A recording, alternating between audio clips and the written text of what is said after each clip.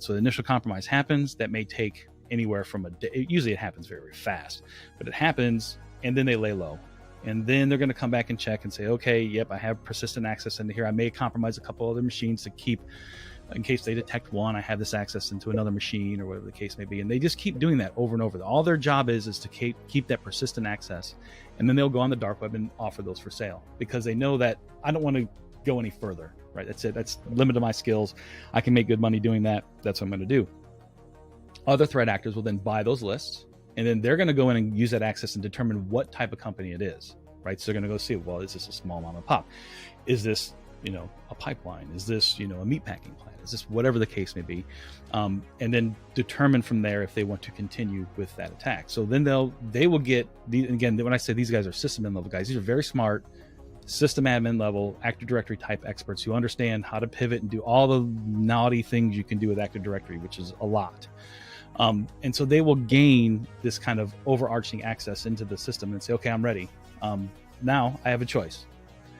They're not running their own ransomware, right? These groups they're going to go out buy ransomware as a service. I'm sure people have heard of that. So the groups like Ryuk, in those sorts of things, they will sell their ransomware as a service to groups like that. So I'm going to go buy ransomware as a service. I'm going to give them 10% or 20% of my profits or my take. And then I'm just going to use their binaries and their support and all their other stuff and push out their ransomware. Once they have the level of access, really, it's very, very easy. If you have domain admin and you're on a few domain controllers, they're just pushing ransomware binaries. They push them all out at once. It happens very, very fast. But that ransomware event is very, very quick. And then they step back and they just wait to collect their money. That's it. And so the ransomware as a service guys are going to take care of all that. They're going to take care of any of the calls they have to have, whatever the Bitcoin wallets, all that kind of stuff. They just wait for their Bitcoin wallet to get their money in there.